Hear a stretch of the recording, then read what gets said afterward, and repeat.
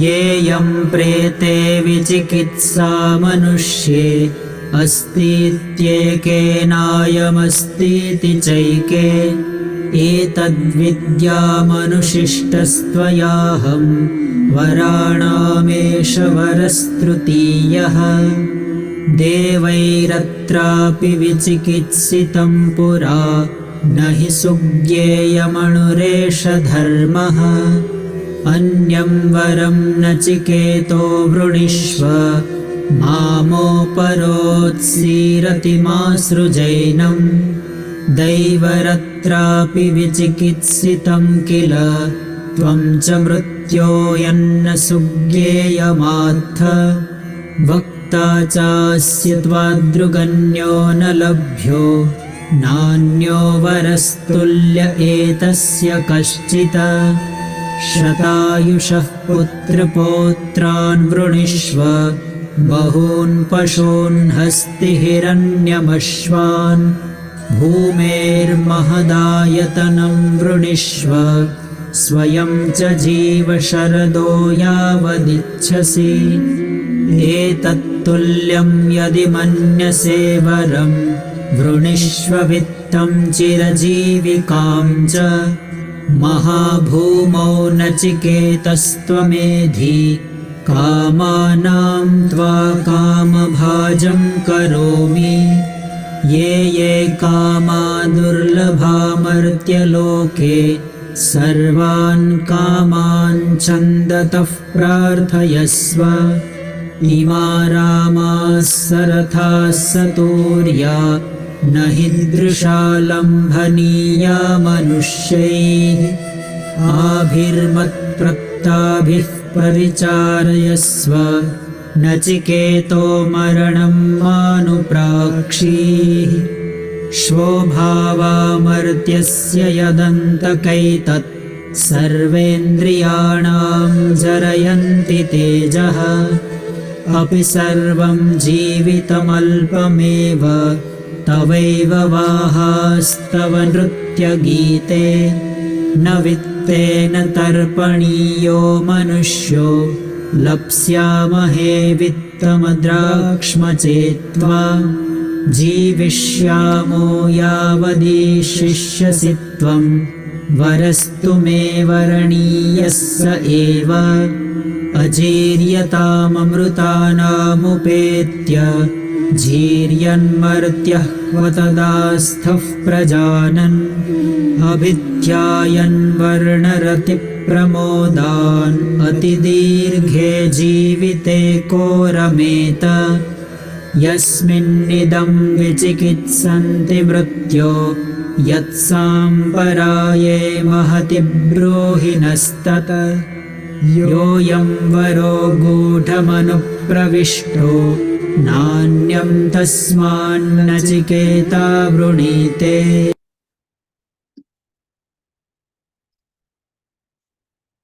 Hari Om.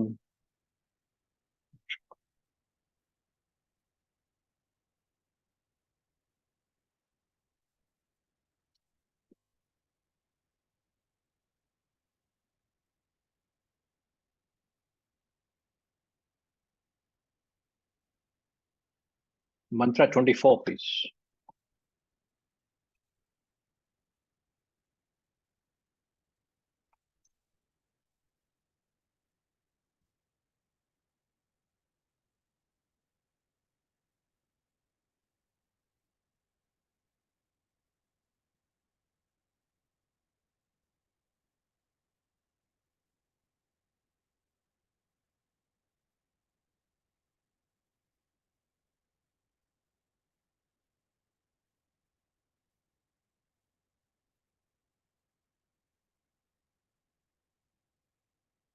Can we have Mantra 24?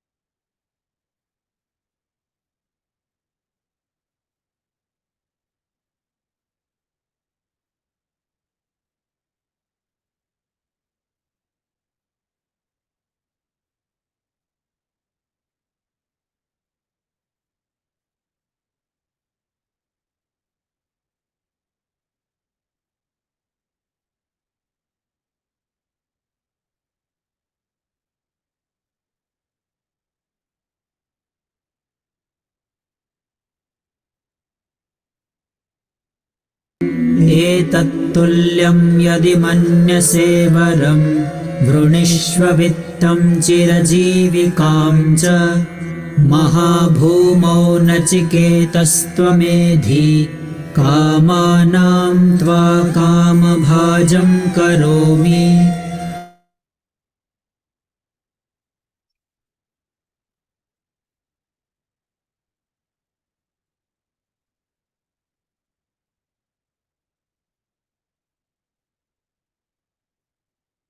So the Lord of Death. Was over. Was it played? Yes, yes. Okay, thank you. So the Lord of Death is offering an alternative to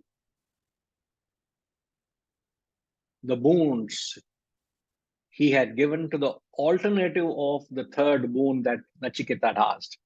As we know, Nachiketa asked for Atma Vidya. In the 23rd mantra, he gave a list of things that he can choose for. Perhaps Nachiketa did not react favorably to it. So he says in this mantra, ask for some other boon equal to this. Whatever you think fit, such as vittam, wealth, charijivikam, longevity, means a long life. Be the emperor, yedhi, of Mahabhumau, of the vast, of the great earth. I shall make thee the enjoyer of all thy desires. Kama bhajam karomi. I shall make you. Kama bhajam means the enjoyer of kamanam. Kamanam means of all thy desires. Now, if you just play 23, please, just go back to 23. If you read 23, he offered him, he said, you can choose sons and grandsons. You may live 100 years. Who may live 100 years? The herds of cattle, elephants, and gold and horses. Choose a vast kingdom on earth. Live as many years as you like. So this was offered on 23, and not seeing a favorable reaction from Nachiketa, he says, I offer you any other boon equal to this.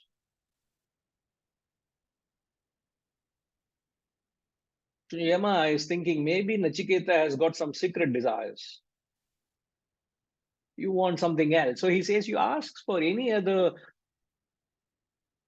boon you may want to cherish. I'll give you. Now, what is a very, very powerful psychology that we can observe here? In fact, if we are mindful, you know how it all works. Just for a moment, you and I know Nachiketa is a true student, is a genuine seeker. Just for a moment, let's consider that Nachiketa is not a true student. He is not interested in Atma Vidya. He is not ready for it, or perhaps he doesn't want Atma Vidya.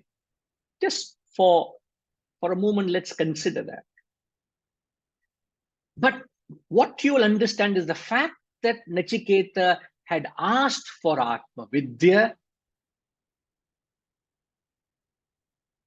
what all he has got. So if you take a list of all that was mentioned in 23 and 24, in fact, in the 25th mantra also, he extends until 25, he gives all that temptation program of his, as I put it. In the 26th mantra, he has response. So the fact that he merely asks for Atma Vidya, he has got everything possible under the sun. Name it. Name, power, wealth, kingdom, enjoyment, horses, gold, sons, grandsons, longevity, everything he has asked for. And he is not even ensured that is Nachiketa truly asking Atma Vidya? So by merely asking for it, you got all that the world can offer you. You can't imagine it. And yet, what's the psychology? Here are the en bloc humanity is running behind the worldly pleasures, all that the world can offer. What can the world offer? All that what was given to him unsought. Nachiketa is not seeking it. Nachiketa does not want it. He wanted Atma Vidya. Just by seeking Atma Vidya, he has got name, fame, power, wealth, enjoyment for hundreds of years. You can be the emperor of the world. My God. What on earth is happening here?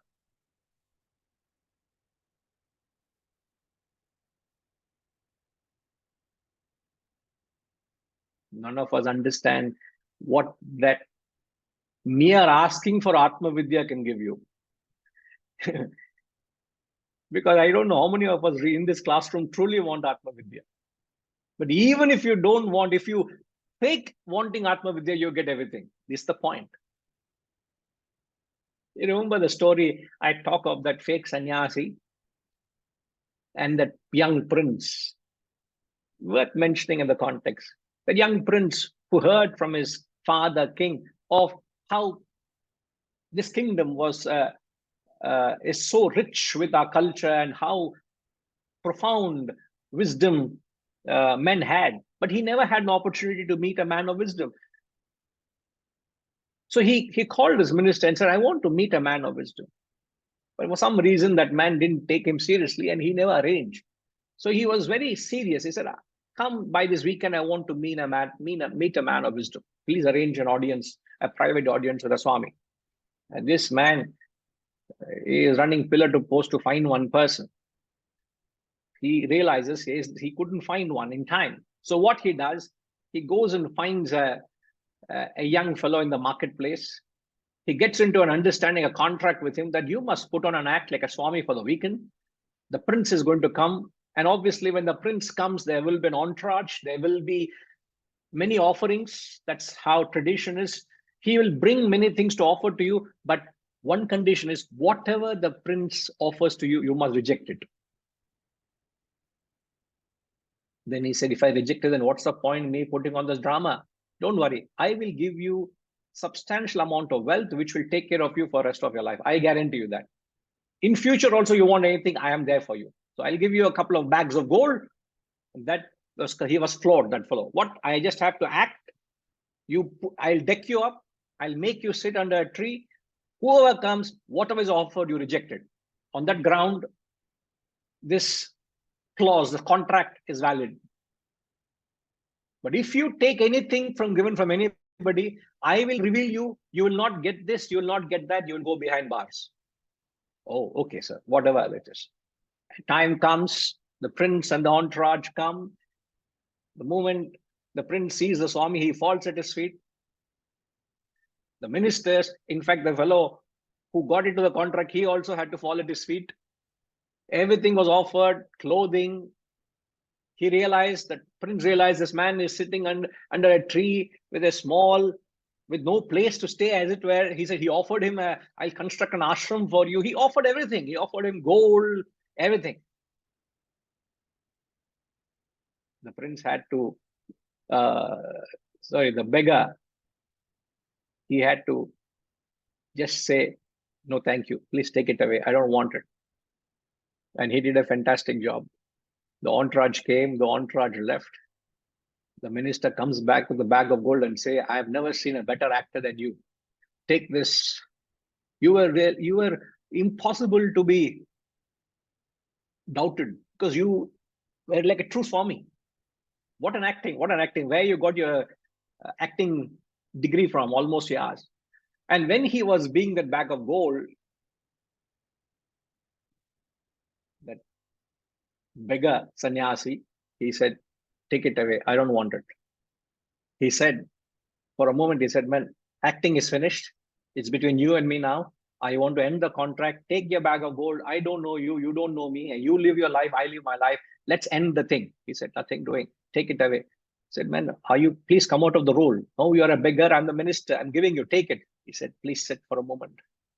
Do you realize what has happened, sir? I was an ordinary beggar. You told me put on a robe and live, put on an act of a man of renunciation, which I did. And it taught me such a powerful lesson by merely putting on an act of not wanting it. I had everything that I could ever dreamt of, including the prince at his feet, you at my feet. If I truly don't become a man of a sannyasi, what will I not achieve in life? By merely putting on an act, he got everything. That's what I'm trying to say.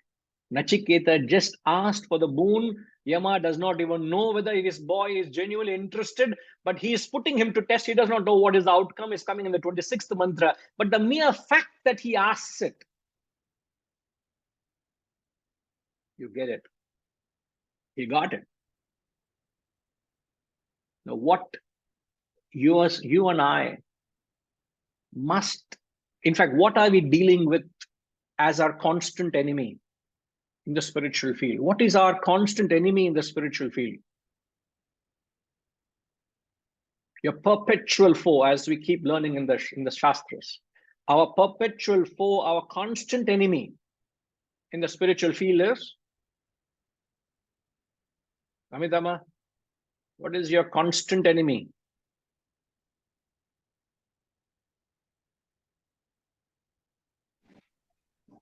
Hari Om, Guruji. Constant enemy on the spiritual path is desires, temptations. Is your own desires and sense, temptations. yeah. That, Sense pleasures. the desire that draws you outward into the world. And here we are seeing every object of desire. He says, I'll give you all that. Perhaps whatever you want to ask, whatever you want to enjoy, I will make you enjoy all thy desires.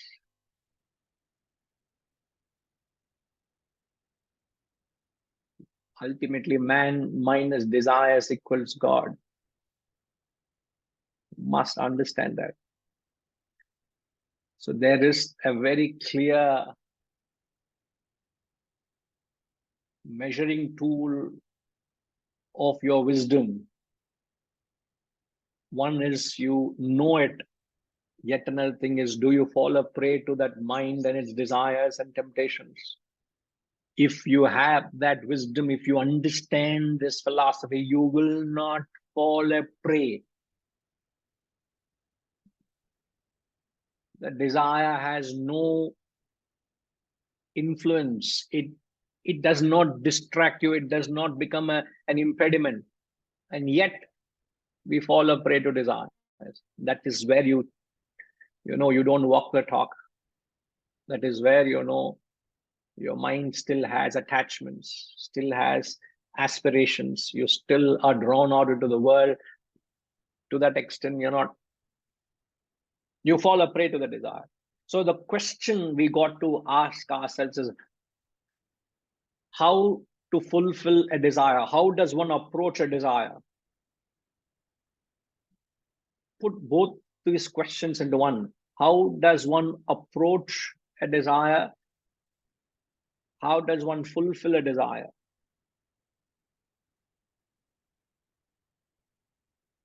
I don't want the answer the foolish way, how the whole world is running behind the desires. I want it, I crave it, I desire it, and I pursue it. And your whole life can be devoured by trying to just keep satisfying your desires and attachments. That's no way of living a life of human dignity.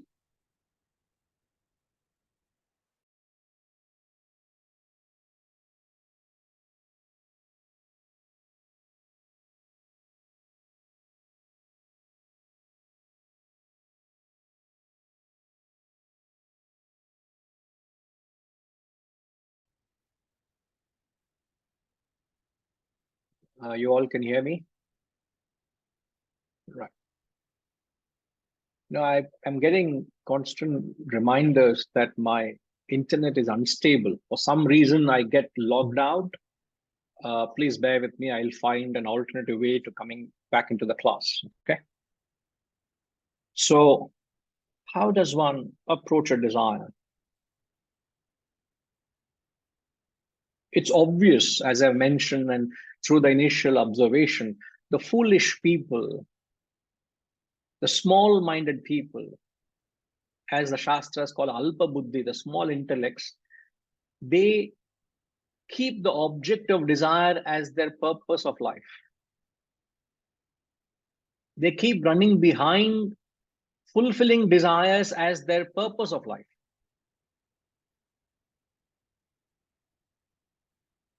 In fact, that is their primary purpose. They keep chasing their desires, wanting to fulfill them. But we would not want to live a life of an ignorant person. So how does a man of wisdom, how does he approach a desire? You may have a desire. That is your purva karma. You've done something in the past, so you have left with the desire. Now the question is, how do you deal with the desire?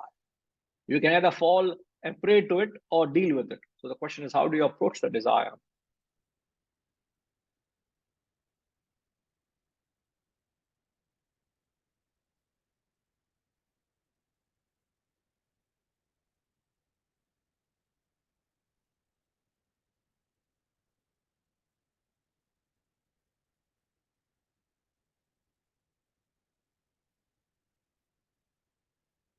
Any desire, for that matter, the principle applies.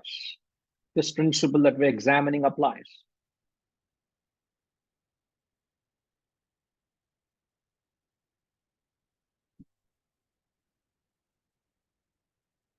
SR, any thoughts?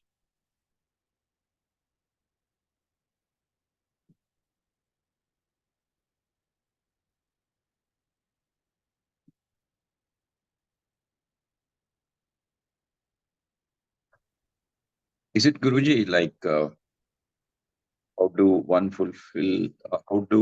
approach a desire? Means we get moment to moment, a desires keep flowing in our thoughts, and once you fulfill one, you will keep generating the other.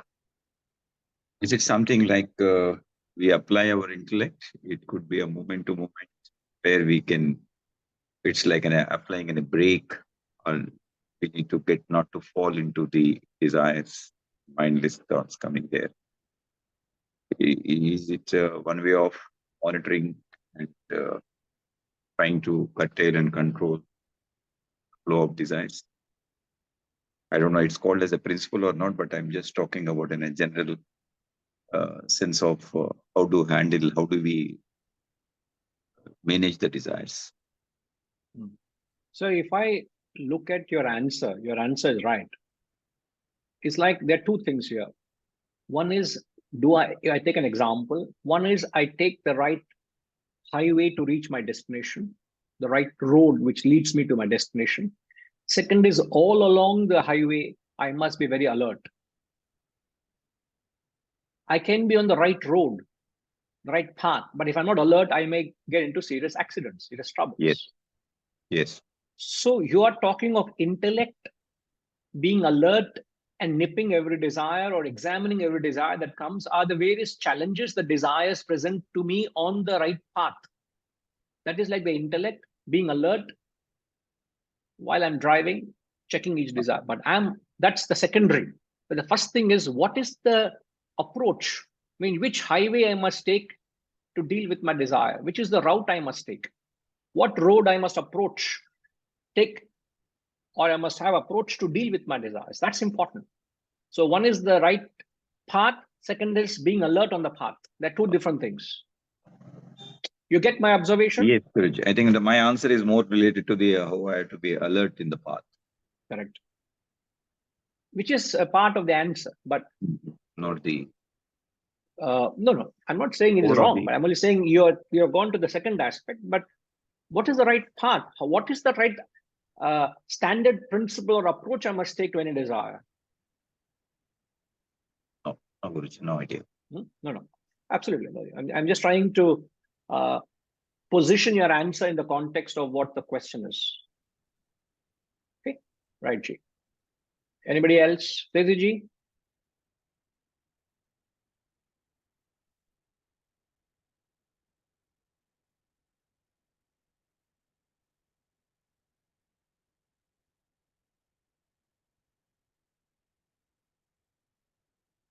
Hariom, sir. All desires are for self-enrichment. So making the desire unselfish or have a higher goal. Tweaking the desire begin with tweaking the desire from making selfish to unselfish is the first step. Okay. And then Next. Always having a goal beyond, beyond self, towards self. Towards self means? Service above self, personal self, yajna spirit. Okay, right. Desires do crop up and it will come.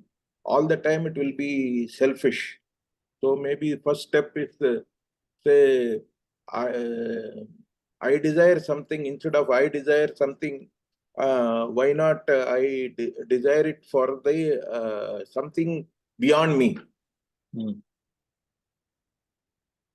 Then I will be not disturbed.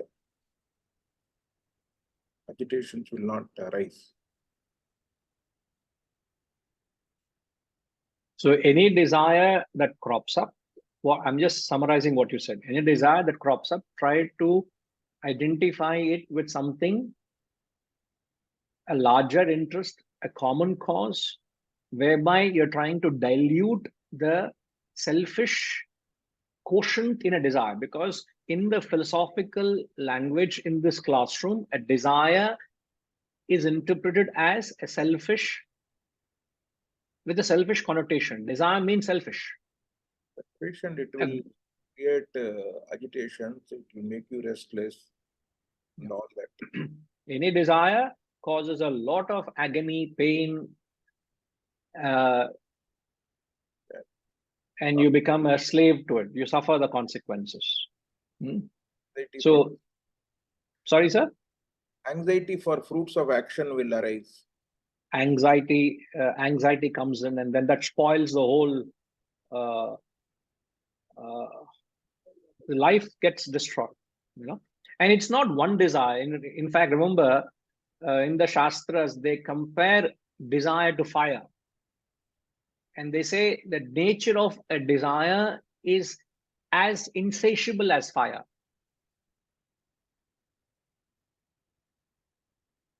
In fact, thanks, Situji, in the 3rd chapter, we often quote, he says there, in fact, in the 3rd chapter, the verse reads, Kama yesha krodha yesha rajo guna samudbhavaha mahashano mahapapma vidye namiha vairinam. He says it's a vairinam, nitya vairinam, constant enemy. It is the desire and anger born of desire. And what is the nature of desire? It is all devouring, all sinful. These are the two attributes of any desire. All devouring. What do you mean all devouring? Any desire has these two qualities, all devouring and all sinful. Devour. Sinaji, what does the word devour mean? All devouring, he says.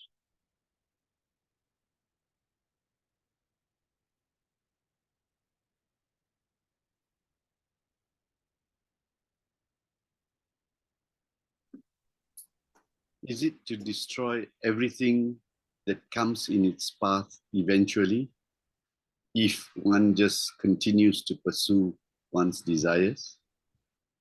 Indeed. How do you help a layman perceive that quality of devouring? It's right to interpret it as a English word, or you have interpreted rightly, but how do you Convince a layman. Imagine I'm a lay person. How do you say that desire is all devouring, sir?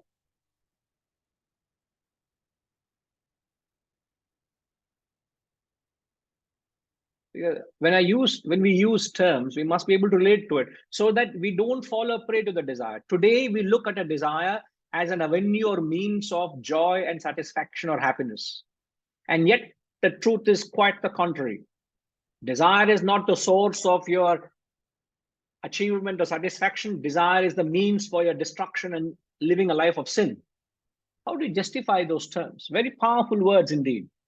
Sinaji, can you help a layman? How do you help a layman relate to this idea? All devouring. I will try. I'm not sure I'm going to be right. But first of all, the concept of diminishing returns is very interestingly, it's very logical, it's easy to perceive, but it's not realized in most people I have noticed. I mean, it's something which is easy to perceive, but it has not, it is never a reference point in their lives.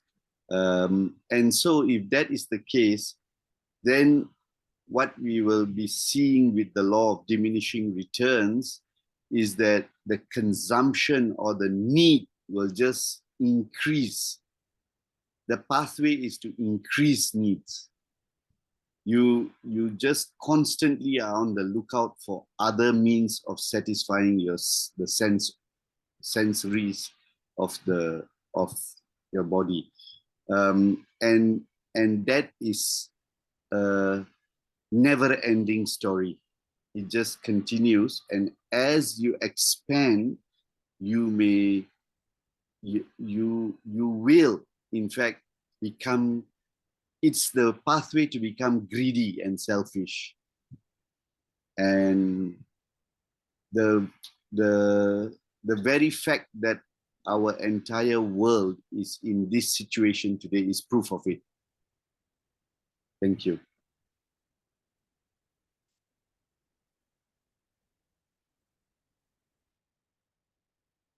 I wouldn't say you're wrong at all, but we need to perhaps throw a little more clarity to what do you mean by devouring? How does your desire devour you and your life? Yes, Harish. Guruji, can we say the definition is relishing and indulging without an end to satisfaction? Relishing and indulging without an end to satisfaction. Is that devouring?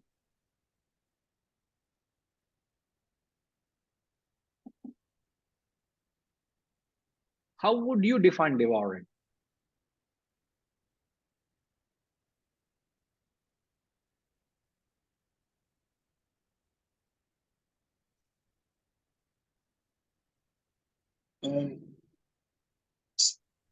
Maybe something,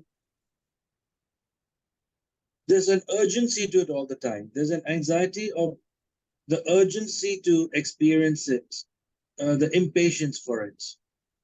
Hence, people keep indulging it because there's a constant impatience and urgency for the experience. Mm-hmm. That's my understanding. Yeah. Now you bring the hidden aspect to what one experiences when one falls a prey to the desire, right? So you keep constantly, you're drawn into it. It consumes you. Devouring means it consumes you. So you continue to be dragged into it without an end to it. It's an unending, vicious loop. You get into that loop, and every desire has that loop. Every desire you get into sort of takes you into a vicious cycle, an unending cycle. Guruji, I have a question also, if I may ask another question. Please. When we asked the question earlier, how to fulfill and approach a desire, but isn't it to some level we should exhaust the desire and move on without reminiscing about it and just go on to something higher. So there's a desire, shouldn't, I mean, this is where I'm a bit confused. Shouldn't we experience it and move on to Why something higher? every desire has to be experienced only, is it? Oh, I Is guess that how so. you deal with a desire? Don't we say that a desire can be dealt with in two ways? Either you deal with your knowledge and wisdom, or you deal with experience. But first, you give a priority to be dealt with knowledge. If you can't deal with knowledge and you find a need that it must be exhausted through experience, then you take the route and say, okay, let me exhaust it because it has to be exhausted. I have no wisdom to deal with experience, with knowledge. So I deal with experience. If you have to take the only route of experience, this Janma is not sufficient for you or me. Because there's a huge catalog of desires. What all will I entertain? Where all will I go? What all will I satisfy? What all will I experience? That becomes your only objective of life. That's why I said the foolish people, the majority of the mankind, are just falling a prey to whatever their mind entertains a desire. And their mind has no rhyme or reason, no dimension or direction. It just keeps entertaining whatever it comes into the forefront. And then they run behind it, wanting to fulfill it. Such a life is like a feather in a summer breeze, as they say. You don't know where you're going, you don't know where you're heading, you don't know what you're doing, but you are constantly running behind what your mind presents itself. That is not a life of a wise person.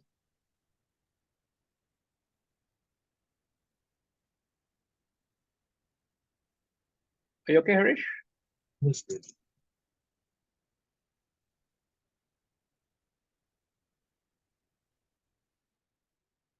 Perhaps a little more clarity on what do you mean by mind?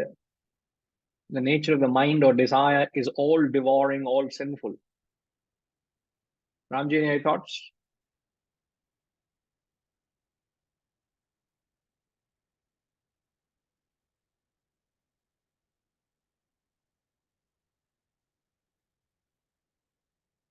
Hariom, sir. Great. I think the best example of all devouring is fire. If you see fire in the forest, it has two characters. One is that it fire generates more fire, because from fire something else will catch fire, then it will catch fire. So it is something which is never ending. And also it is all devouring. Whatever comes in the way, it will just consume it. It Destroy will it. not. It will destroy it and consume it, and it will not spare anything on the way. So that's why these desires are also called burning desires. So desires actually burn, right? So once you reach a stage of burning desire, then it's all consuming.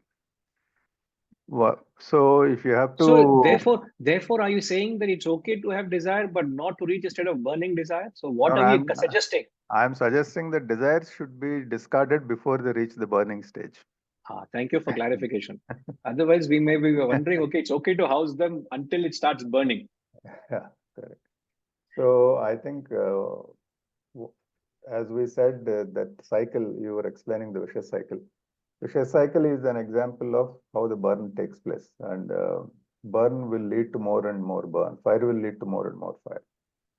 So I think one has to really see that how do you control it early in the process. Right comparison, because we're comparing it to fire. So the nature of fire helps us analyze how it starts destroying you. Means, see, how does a desire devour a person? How does it destroy you and your life? How can you convince a lay person on this? That's the point which I took up with Sinha. It's all right to compare it to be poetic or compare it to fire here, but how do you actually convince a lay person?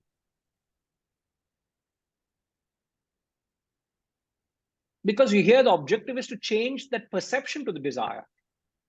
So what is the reality that's happening vis-a-vis the perceived notion? They're two contrasting worlds, as it were, right? Perhaps this analysis will help us also to approach a desire. When next time our mind projects a desire, perhaps we can throw this analysis to it, right? Yeah. But I think common man also will understand this kind of, as we call the upamana. The upamana of fire is the one which a common man can understand better. But if we have to give him examples, then we have to give examples from real life that how one desire leads to another, and then it could be like when you go into a gambling, let's say, and the desire to win is something which you keep on, even if you're losing, you keep on putting money, and then at the end you will lose everything, right? So those are the type of things which I think people do experience in everyday life. A layman will say, as a layman, I'm just being a devil's advocate to your answer. I don't gamble. I just have a normal desire to live a better life, to have quality things in my life. I want to acquire this, I want to acquire that. How can you say it's devouring? Because there is no satisfaction you will get out of it, because you are looking for satisfaction and happiness outside, and so that will never end. But I agree that it is very difficult for a common man to understand that way, right? Because all of us are. But so at least whether a common man realizes or not is secondary. But can we rationalize with him? What are the points that we can put it candidly, say, when you have a desire and pursuit, how is it is devouring and consuming and destroying you? What are the points that we can mention? Whether he agrees to it, whether he has the ability to be wise enough to checkmate the desire, secondary. But does he see our point? Do I see the point? I'm pausing and scrutinizing this point, because many a time we passingly say, we mean we understand, but whether we understand the exact nature of that desire. We all have spelled it out in one way or other. We have spelled it out. Now, I'm not saying that we have not, but perhaps we need to have a lot of clarity. Each desire, we're not talking of how one desire multiplies into further desires. Any sample of fire is devouring. It has got that potential in it to destroy you. So if you don't control it, it can destroy you. As you passingly said, it has greed. Ravana wanted Sita. It is also a desire. Yeah. And that destroyed him. Destroyed him and his kingdom, and his whole clan got destroyed. The pursuit of desire destroys your peace of mind. It causes restlessness, as Setuji said. But everybody looks at, sorry, please. No, go ahead. Go ahead. No, I was saying that a common man will always look at the fruit of that desire, and he imagines the satisfaction he will get out of that fruit. I mean, if I have a desire for money, I will then think that with that money I can do this, I can do that, I can do this. So then that keeps on. It's like fire only. It keeps on giving rise to more and more, so there's no end to that. It's like people getting married on an aeroplane and then things like that. So there's no end to those kind of things. If you have money, then you will do all kinds of funny things. That's the reason Adi Shankaracharya says artham anartham. Yeah. Wealth is calamitous. You want to be blessed. In fact, if you want to be cursed, rather, I will bless you, become wealthy. That is the worst curse you can ever have, because not many can handle wealth. When I say calamity, means it destroys everything. You don't know how to deal with it. It's too powerful to deal with. And then it completely consumes you. So it is all devouring. It destroys your life. It consumes your life. It saps your energy. It does not give you any satisfaction. It does not give you any contentment. It only causes unrest. And before you realize, your considerable part of your life is gone chasing something which you don't have. And when he says all sinful, sinful is because, what does the word sin mean here? When you say one is all devouring, and then he says all sinful. What does sinful mean here? Sinful must be referring to selfish. Indeed, but what is sin philosophically?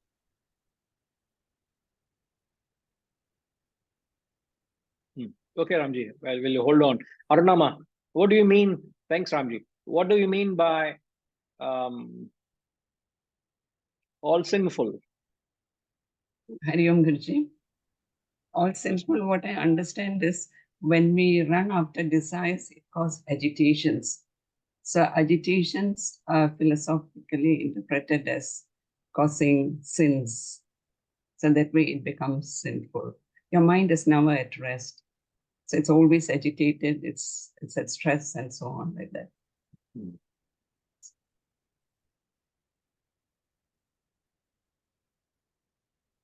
Yeah.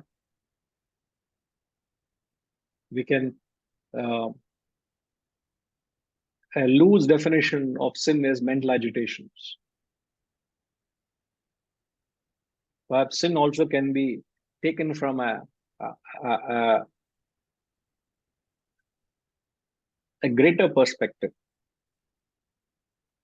How else can you see a life of sin? Okay, because you are living only for yourself. Desires is something that's very selfish. It's very personal, isn't it? So when you're running after your own sins, so you are including Papa. So that way also it is sinful. So you're not looking at the welfare of others. So that too causes sin for us. Yeah. You become more and more selfish. Selfish, self-centered, agitated. Yeah. You become more agitated. Yeah. You're more agitated now. It becomes a seed for further desires, sins, and further such actions which go against your conscience. Sin is against your conscience. Yes. It brings you about your own downfall. You don't evolve in that sense, sinful. If I do something, if I don't evolve, it's sinful. Ultimately, when you don't evolve or grow, it's sinful. Okay, Guruji. Yes, ma'am. Thank you. Thank you. Setuji?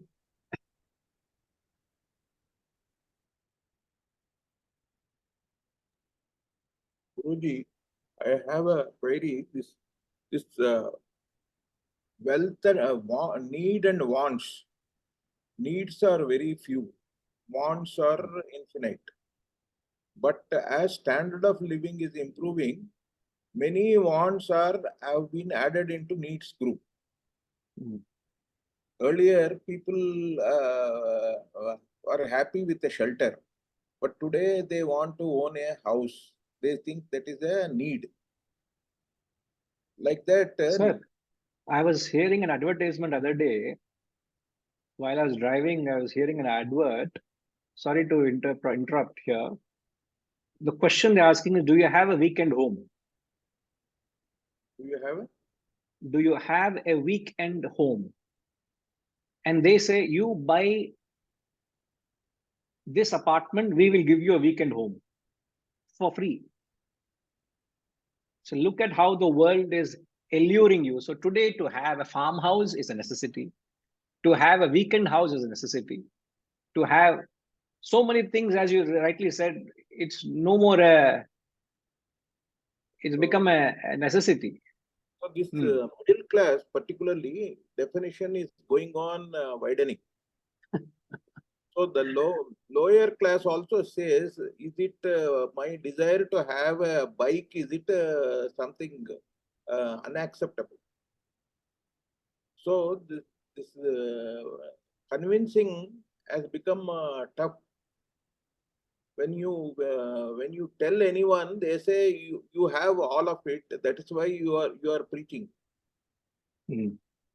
So this everyone has to realize only knowledge will knowledge definitely drops all the lower.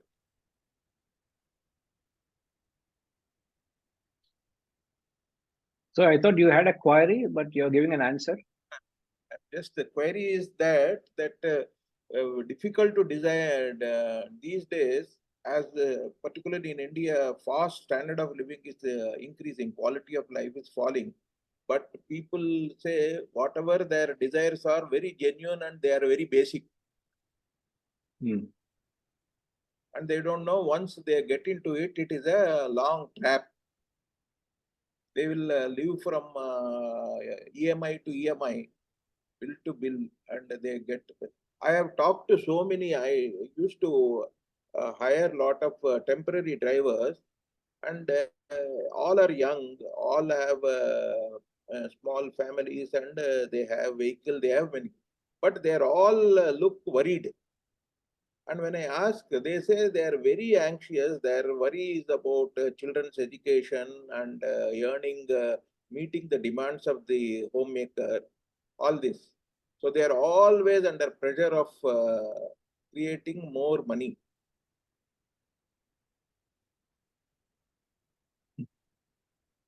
True, sir. I'm reminded of what I remember learned it from few sources, but I remember my guru used to say this. I'm teaching my students not to create bills. If I create a bill, then I must run to pay the bill, no? If I don't create a bill, then I don't have to. So imagine if I have a French beard, then every 3 days or 4 days, I must constantly keep trimming it. Unnecessary effort to maintain that fellow. Simply clean shave it, no worry to keep maintaining it. Take a blade, 5 minutes, one swipe here, another swipe there, you clean shave to be presentable. Otherwise, a constant headache to keep trimming it, presenting and maintaining. Why does it become a source of pain to me? The question is, if I don't, so Vedanta helps you two ways, sir. It doesn't, it helps you by keeping a check on your desires. It's unnecessarily don't create a bill, unnecessarily don't create a desire that you need to consume. It consumes you because you need to raise resources, you need to put an effort to fulfill it. So one way is don't unnecessarily create desires. But at the same time, Vedanta is not saying you should not aspire, you should not grow, you should not increase your standard of living. It is not saying you must go back in your life. When the world is advancing, you must devolve. It doesn't say you also advance with pace. Why should I not have the latest comfort and convenience if my purse can buy? So Vedanta doesn't say no to it, but what it says is don't fall a prey to it. So by first checking that you don't fall a prey to desire, second thing is if your actions are able to produce, let it produce. So Vedanta helps you in two ways, sir. One is it keeps a lid on your desires. Second, it increases your ability to produce. So if we can convince people that you can aspire, you can demand, you can get what you want in life, no qualms to it. You can get it. You want a better facility, you want a better comfort, you want a better education, you want to travel the world, whatever you want, you can aspire. But first fundamental thing is don't breed the desires and fall a prey to it. Don't do that. You work, as you all advised, as you all rightly commented, work for a higher cause. When you work for a higher cause, automatically the lower comes to you. If you can convince them on the principle, the first thumb rule is don't fall a prey to the existing desire. Hold on first, control that anxiety, and then you conceive. You take an example of a driver. If you can serve your employee, If you can serve your boss, if you can serve the organization with 100% dedication, the spirit to serve, take that extra step to serve your boss. Serve the job, bring that charm to your job. Believe me, what that job can reward you, how that boss will reward you, what opportunities will provide is far more than what you are constantly seeking a little salary in your job. So that spirit of yajna, if you inject in your job, if you conceive something higher, automatically the lower will anyway come to you. The lower comes to you without the pressure which the lower presents to you. So there is no taboo to what you want, but don't fall a prey to what you are seeking now. So what we are saying is, if a wise man, what he would do is, he will not pursue the desire. So as I told SRG, that first point is, what is the route approach? How do you approach? What is the highway? The highway you must take is, don't entertain the desire, don't worship the desire, don't pursue the desire. By not doing this, you're shifting your focus off the desire. That is the first step you must take.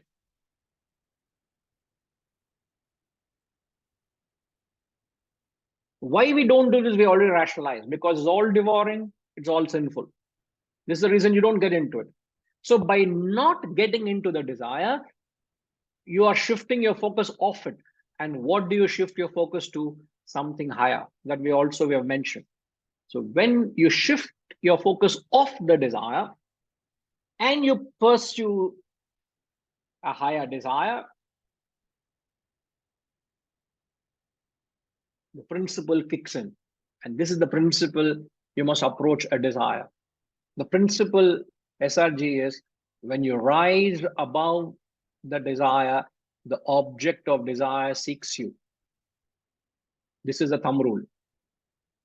This is how you approach it. This is how you apply the principle. You rise above the desire, you will realize automatically the object of desire seeks you. You don't have to run behind it. You don't have to have the anxiety for it. You just do your part. The object will come to you rather than you running behind the object. If this, in some way or the other, if you can communicate to those whom you are talking, I tell you, you will lead them onto a higher path, a greater path.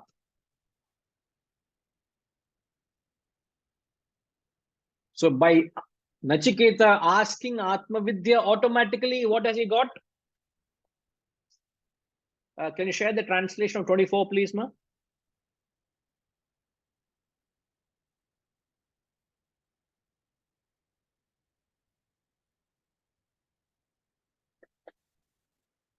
So read the last line. He says, Kamanam tvam kamabhajam karomi.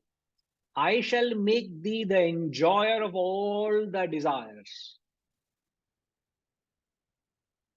How does Nachiketa become the enjoyer of all the desires? By not seeking it. What has he sought? He has sought Atma Vidya. By seeking Atma Vidya, he becomes the enjoyer of all the desires. In the Gita, thanks ma, in the Bhagavad Gita, remember, he says, in the 10th verse of the 3rd chapter, if you remember, he says, Saha yajna praja shruštva purovacha prajapatihi anena prasavishyadvam eshavostvishtva kamadhok. He says, I will give you the kamadhenu. Saha yajna, when you perform actions with yajna, you get kamadhenu. What is kamadhenu? Kamadhenu is that mythological cow of which belonged to the great sage. Who had it? Gayatrima? Vasishta. The great sage Vashishta. It's a mythological cow. And what was that? What is it Kamadhenu can do? Wish fulfiller cow. Anything you ask, it gives. it's said to be the fulfiller of all your wishes and desires and vows. Whatever you wish it gives you. So you right now you ask your mind, what do you want? Shivaji, what do you want? I want permission to talk, you will say. Yes, you got it. I'm in this moment now. I don't want anything tomorrow. Yes, sir. I just want to share one. I'm just preparing one presentation on entrepreneurship, and I just was going through some of the most successful entrepreneurs. Elon Musk is known, and one of his thoughts was phenomenal, which syncs with whatever we are now discussing. He says, chase social impact, not just profit. Imagine a world where your innovations are not mere commercial success, but transformative societal shifts. Must first key, do things useful to your fellow human beings. It's not about financial outcome alone, but how you enrich the world. In doing so, not only will the profit follow, you will also bask in the glow of a fulfilled purpose. Amazing. In fact, he gives 5 such principles. All of them are aligned with absolute pure Vedanta. He has borrowed it from Vedanta. What are you Absolutely. talking? They are only, these people are those, sir. There's nothing mine in this, nothing yours in this, nothing ours in this. Vedanta is the principles which govern our life. Yes. One who applies it sees it. The question is, to what intensity can you apply? If you intensify these qualities, you will see, you can realize your Atman, you can realize the self. Not just talking about success and glory and achievement in life. We are talking about this knowledge, when intensified, can give you moksha. The question is, do I have it in me to intensify it, take it to that level? So it is not surprising when these men of success, they talk of it, they're talking applied philosophy. They're applying the principle in their lives. And the skill sets are given to you not for your sake, it's for the sake of the world. It is definitely not for you. It has to be, it is meant for the world. That's why Sachin Tendulkar would have not been happy only playing in a drawing room or in the small gully he played. He had the skill set that is for the world. A singer is happy only giving the thing, not if tree is happy just giving the fruits, it is not for itself. So any skill set that is given to you is for the world, not for the self. So that mindset is that should be injected. If you do it for yourself, it becomes desire. If it is done for others, it becomes yajna. So how to translate a desire into yajna? That's how you approach a desire. So the primary thing is rise above it. Rise above it. So don't fall a prey. Thank you, Ji. So don't fall a prey to the desire. Yes, Inaji. Guruji, can you hear me? Yes. So circling back to this question of how do I convince a lay person, from a broader perspective, the same is happening to the entire world, developed and developing, where the developing world says that, no, we have to pollute and we have to grow until your Western world, you are so advanced, and then we will stop this consumption like you are doing right now. So that is a desire that we have got. If you look at India, for example, for that matter, the rest of Asia, the desire to grow, irrespective of the damage it's going to do to the planet, is not negotiable. So circling back to the question of how do I convince a lay person, is the tangible and the intangible, how do we cross that chasm? It would be rather intangible to a lay person to say to him, chase the higher or do service to the world and you will get everything back. It seems rather disconnected. Now, this is a householder point of view, and I know you're going to say that you're a householder too, but I would say you're a householder with a twist. But I am a generic householder. And for me, understanding this is one challenge. Convincing another person of it is another. So how do I connect the philosophical, intangible, positive aspects of it to reality of what we are facing and who we are talking to and their position today? Thank you. Sir, I don't think I'm qualified to answer you because you are in the field of consumable, how you can reuse, how you can protect the planet Earth, you know. So if those thoughts, how we can be wise, how my actions can not cause an irreparable damage in the means of growth. If I can bring about a certain harmony, my actions are harmonious with the totality. If one works with that mindset, if one is injected with that, let me keep my immediate environment, the totality that I'm a part of, in mind in the process of growth. If I'm mindful of that, then perhaps one can take measures to be conscious of actions. If I'm not mindful, if that greed and that raw desire for material progression alone comes in without a holistic development, then it's only going to destroy everything along the way. See, nowadays, I've seen a few places, when these new highways are being built, they are being built through the forests, through the national forest reserves and national reserve protected bodies. But recently I've seen I don't know which country, somewhere in the world, they're doing it now, that when it passes through the green lung, they are building passageways. So it's not a standard highway, it's actually become a flyover. Even it's a long stretch, and they've given passageways so that the forest life doesn't get disturbed to as much minimal possible. So it is just trying to be inclusive. If we have that idea of being inclusive, I think there will be that little damage. How to do it, you should lecture to us one day. I hope I've clarified, sir. Yes, the issue is bringing to realize that the perception is completely going to lead one into a path which is opposite of what is required. That is the challenge. The challenge here is to bringing from an individual level to even to a national country level,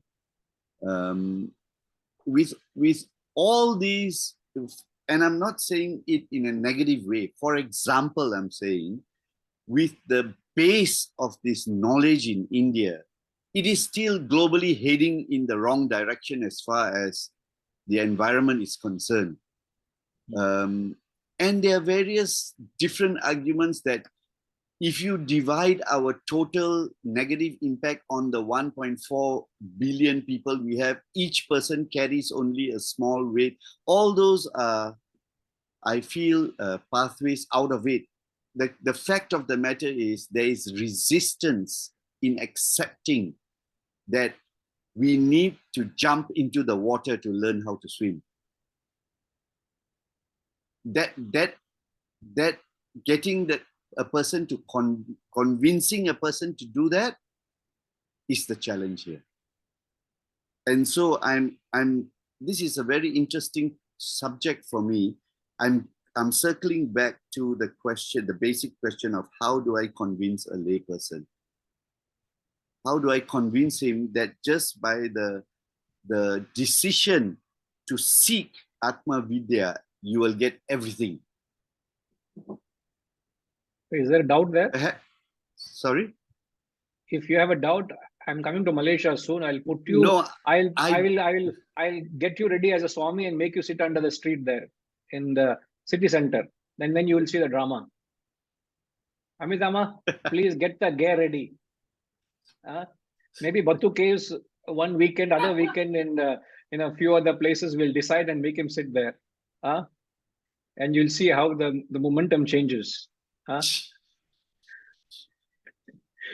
Yeah. Right. Well, See, the principles which we are discussing, there is no fallacy in the principle. It's a question of at what scale and how do we implement it. That needs to be further explored. But the principles don't go wrong, you know. So it is not pursuing a desire for material advancement at the cost of destroying your peace and happiness. Here we're saying you can advance spiritually, whereby you will find peace and comfort. You will not live a sinful life because you're working for a higher cause. At the same time, you'll advance materially also. You will get all that you're seeking, but don't get it by seeking it alone. By seeking something higher, you will get this without effort. Effortlessly, you will get. In fact, materiality is a byproduct of spirituality. If you lead a higher spiritual life, but don't lead the spiritual life because you'll get the byproduct of materiality. Don't do that. You can't cheat the law. Don't rise above the desire to get the object of desire. You are cheating the law there. You rise above the desire only to get rid of a desire, not to get the object of desire. Correct, Ramji? We should not. That's why we need to be very genuine. Yeah, we have many fake practices like that, where we have an inner. That's why the intent is very important. Very important. The intent is very important. So don't be like the fake sannyasi, be like Nachiketa, is the point. Even by putting on an act, you may get it, but then you are fooling yourself. Exactly. In fact, sir, you know what Vedanta says is, rather than being a fake sannyasi, go outright, get what you want and enjoy. No, why are you putting on a robe and trying to get that what the world is offering? So that is cheating the world and cheating yourself, both. Correct. That's Correct. what. But actually, more than the common man, it is the uncommon rich people who only need this education, sir. Because they are the ones who run industries, they are the ones who destroy forests, they are the ones who actually consume all the nature and what nature gives. Responsible behavior by large-scale organizations is also a very important thing in this whole thing. But yeah, it is a very huge task. Indeed, so therefore the whole transformation starts from within.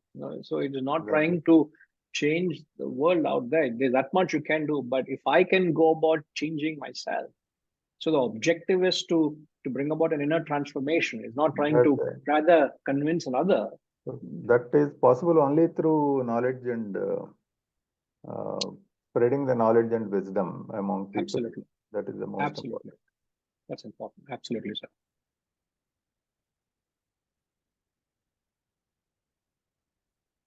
So when we come back, we will read the 25th mantra, where he throws a little, he takes it to a higher level. Seeing Nachiketa was not satisfied with all that is offered in 24, he offers the highest that can be offered, the height of enjoyment, and then we see the classic reaction of Nachiketa in the 26th. Okay, we will come back. Om Purnamada Purnamidam Purnat Purnamudachyate Purnasya Purnamadaya Purnamevavashishyate. Om Shanti Shanti Shanti. Hari Om. Shri Gurubhyo Namaha. Hari Om.